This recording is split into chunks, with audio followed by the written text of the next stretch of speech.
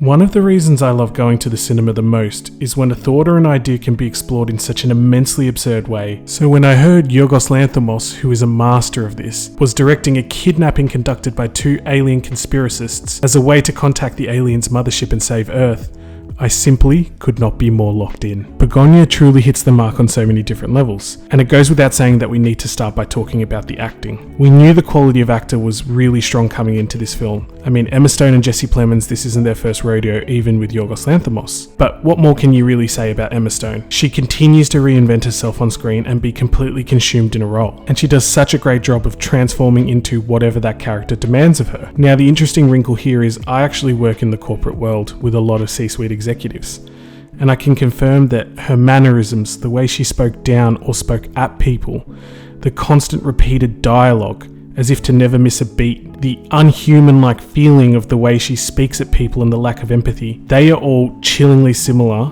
to how a lot of these execs operate. And so from that aspect, beyond just acting, she does such a fantastic job of making you believe that that's actually her. And so beyond getting that incredible performance, you then also pair her with Jesse Plemons, who she already has on-screen chemistry with, as they've done a film with Yorgos just recently with Kinds of Kindness. And he's completely up to the task here, and he completely buys into his role and is also so believable in an eerily creepy way. And so then when they come together on screen, their performance is so chaotic and riveting that it makes for an incredible watch in the cinema. Lastly, on the acting, I did want to say that Aidan Delbus does such a fantastic job within his performance, and it adds so much and a really fantastic extra layer to this film. But beyond just a plethora of great performances, this film has such great tones of horror and humour laced throughout it, through cinematic tropes as well as the score. I think about the piercing score, which choicely is used in the right moments to make you feel certain ways, especially in heightened moments of horror. I then also compare that to the countless attempts from Emma's character to empathise based on her training, and how tone-deaf and alien-like she seems in her approach. I also think about some of the shots that left real impact, namely the bathtub scene with his mother in black and white, as well as the scene in Act 3 where Emma's head is revealed from downstairs and it feels almost Parasite-like. So yeah, there's a lot to love about this film. And like Kinds of Kindness, which is based around an idea, that idea being the need for acceptance and the lengths that people would go to feel accepted, I feel that this movie was projecting two ideas on us, and I'd like to share with you what I think they are. The first one being the diametrically opposed positions of the poor and wealthy classes. In this film, Yorgos does such a good job of using this piece to highlight, in essence, the difference in nature as well as the violent divide between the rich and the poor. To use an example, the dinner scene captures this so perfectly well. Symbolically seated at opposite ends of the table, we are first subjected to Emma's character, who can't help but overanalyze and justify her reasons for being right, without ever really understanding why Jesse's character feels the way he does. So in a sense, only using logic and never being able to understand emotion. A very classic trope for the rich class. And then visually, as we move to the opposite end of the table, Jesse can't hear or see anything other than rage, and feels completely screwed over, and ultimately can't contain his emotion, and it turns into rage as he jumps the table.